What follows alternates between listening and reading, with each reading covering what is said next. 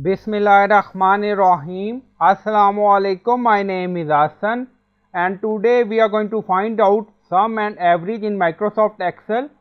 Before starting work, it's my request, please subscribe my channel. Thank you. Now back to our work. So first we are going to find out sum of number in Microsoft Excel. So this is our number. We have 5 number and then you see sum. Now select cell and then on top you see formula bar.